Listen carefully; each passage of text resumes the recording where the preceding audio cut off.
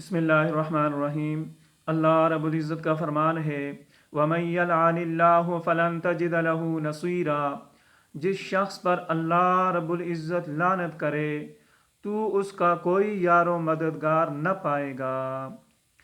لعنت کا معنی ہے شرمندہ کرنا، رسوا کرنا، گالی دینا، نیکی سے دور کرنا اور دھتکارنا۔ اور لعنت کا ایک معنی عذاب بھی آتا ہے، جیسے فلاں پر اللہ کی لعنت ہو، کیا معنی کہ اللہ تعالیٰ کا عذاب نازل ہو۔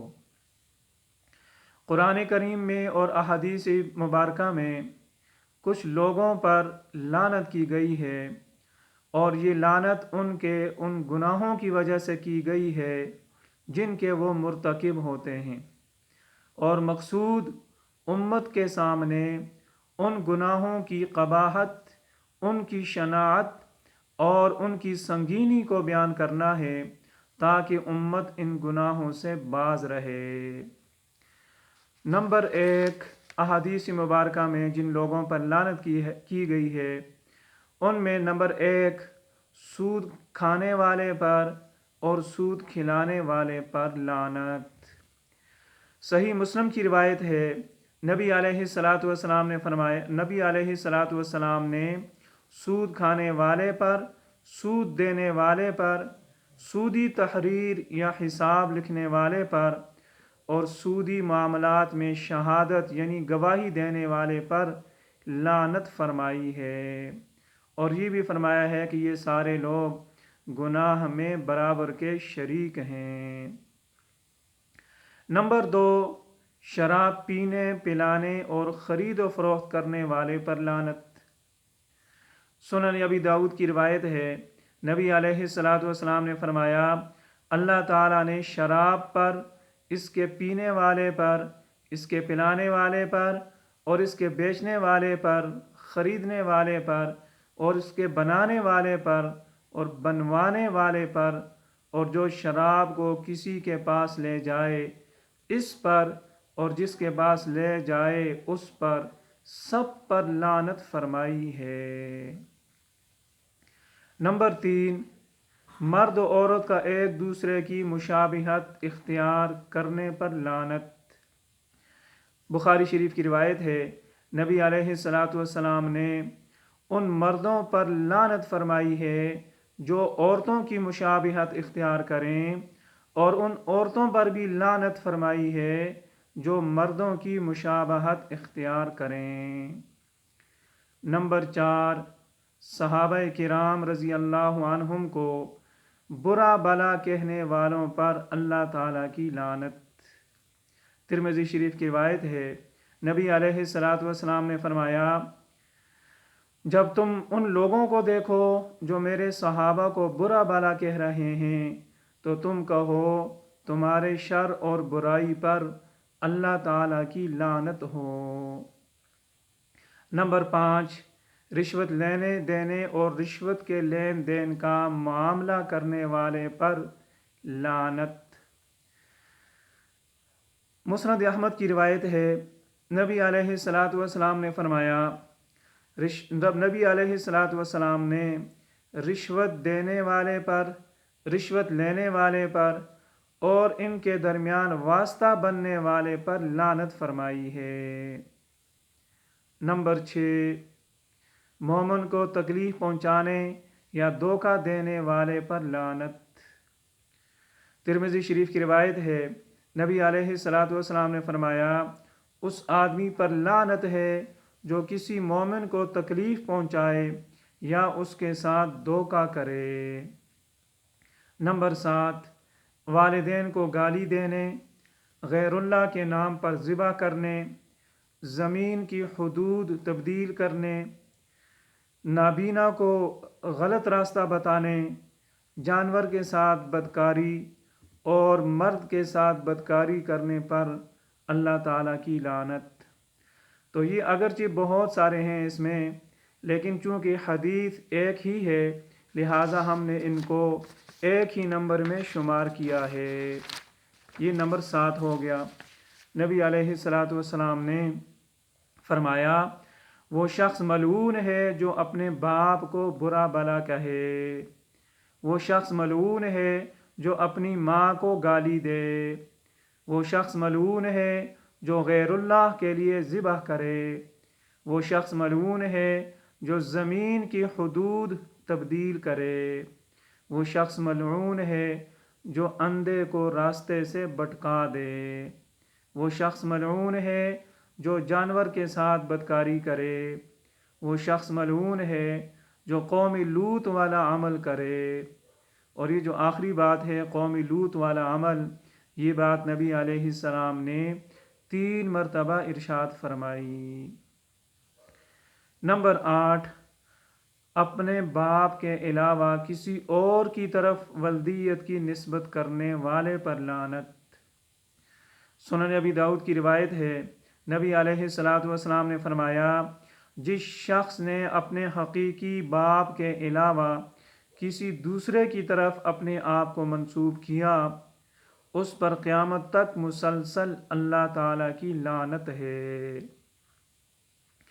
نمبر 9، لوگوں کی ناپسندیدگی کے باوجود امام بننے والے پر، بیوی کا خاوند کو ناراض کرنے پر، اذان کی آواز سن کر جواب نہ دینے والے پر لعنت۔ سنن ترمذی کی روایت ہے، نبی علیہ السلام نے فرمایا، 3 آدمیوں پر لعنت فرمائی ہے، ایک جس کو لوگ کسی معتبر وجہ کی معقول وجہ سے ناپسند کریں اور وہ پھر بھی ان کی امامت کرے۔ نمبر 2، وہ عورت جو اس حال میں رات گزارے کہ اس کا خاوند اس سے ناراض ہو۔ نمبر 3، وہ آدمی جو اذان کی آواز سنے اور جواب نہ دے۔ تو اذان کا جواب دینا، یہ ایک ہے اجابت باللسان اور ایک ہے اجابت بالقدم۔ اجابت باللسان یہ ہے کہ جب آپ اذان کی آواز سنیں تو اسی طرح کہیں جس طرح مؤذن کہہ رہا ہے، اللہ اکبر کے جواب میں اللہ اکبر اللہ اکبر۔ اور اجابت بالقدم یہ ہے کہ اذان ہوئی ہے نماز کے لیے تو آپ نماز کے لیے آ جائیں۔ تو یہ اجابت بالقدم یہ ضروری ہے، جو یہ نہ کرے، اذان کی آواز سنے اور نماز کے لیے نہ آئے، ایسے شخص پر لعنت کی ہے۔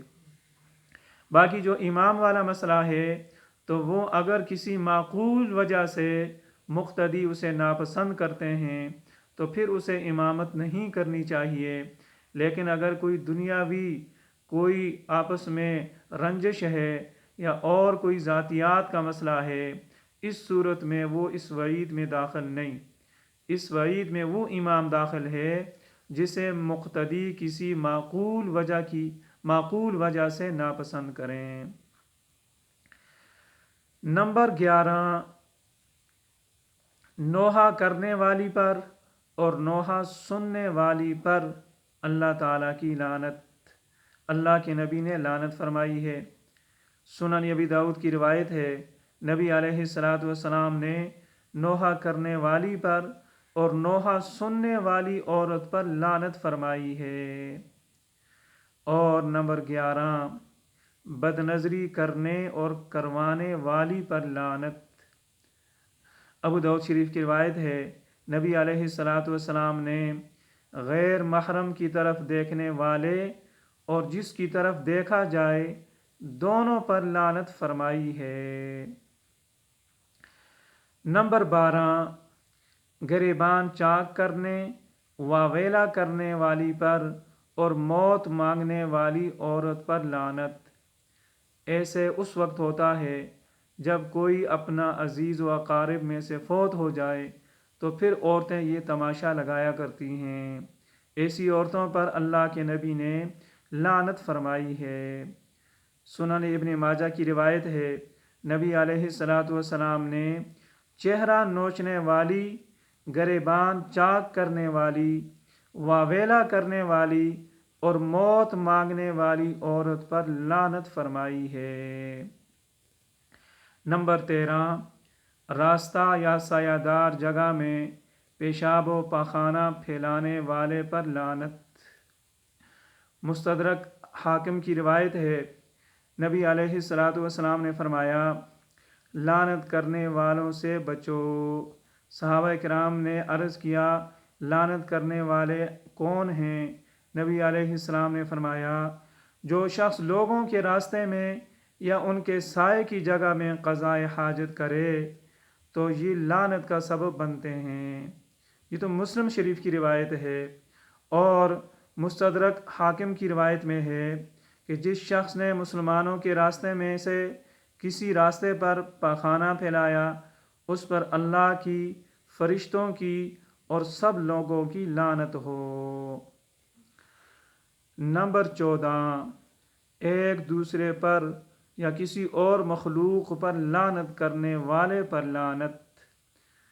ترمذی شریف کی روایت ہے، نبی علیہ السلام نے فرمایا، مومن آدمی لعنت کرنے والا، فحش گو اور بے حیا نہیں ہوتا۔ تو یہ کچھ احادیث مبارکہ جن میں مخصوص قسم کے لوگوں پر لعنت کی گئی ہے۔